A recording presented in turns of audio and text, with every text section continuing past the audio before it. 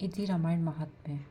जिस तरह पार्वती जी की ने प्रश्न किए और शंकर जी ने जिस तरह वर्णन किया, वह सब कारण मैं कथा के अद्भुत रूपक बनाकर कहता हूँ। जिनने यह कथा कही सुनी है, वह सुनकर आश्चर्य न करें। जो ज्ञानी लोग हैं, वे इस अद्भुत कथा को सुनकर इस कारण से आश्चर्य न करेंगे। जिनके मन में यह विश्वास है कि संसार में राम कथा की कुछ अवधि नहीं है और राम जी ने अनेक अवतार हैं और रामायण भी 100 करोड़ और अपार है।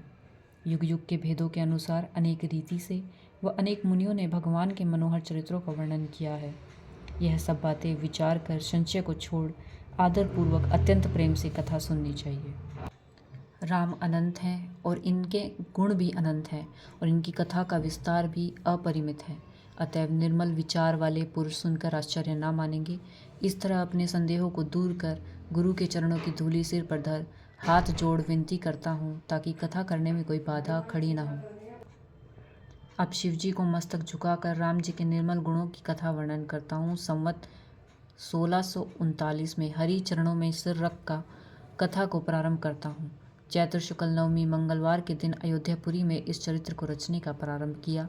जिस दिन को वेदों ने राम जी के जन्म का दिन कहा है, उस दिन संपूर्ण तीर्थ अयोध्या में आ जाते हैं। असुर, नाग, पक्षी, मनुष्य, मुनि और देवता सब आकर राम जी की सेवा करते हैं। उस दिन भक्तजन राम जन्मोत्सव की बड़ी धूमधाम से तैयारी करते हैं और राम जी के श्रेष्ठ यशों का संकीर्तन करते हैं। बहुत से सज्जनों के समूह सरयू नदी के पवित्र जल में स्नान करते हैं और हृदय में मनोहर श्याम वर्णधारी राम जी का ध्यान धरकर उन्हीं का जप करते हैं।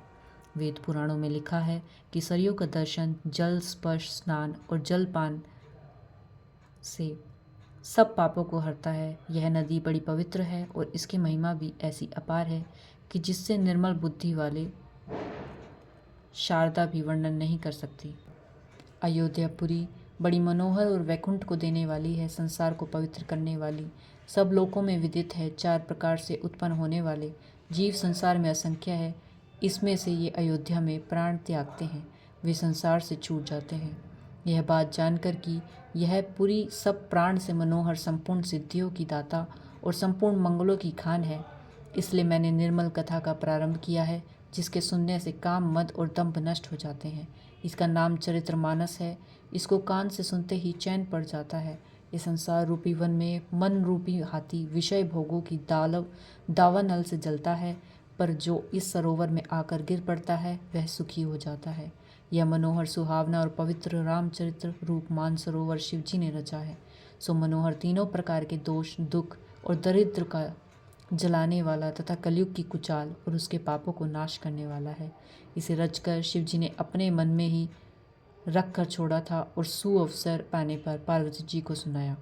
इसलिए शिवजी ने हृदय में बहुत सोच विचार कर और प्रसन्न होकर इसका नाम रामचरितमानस रखा है।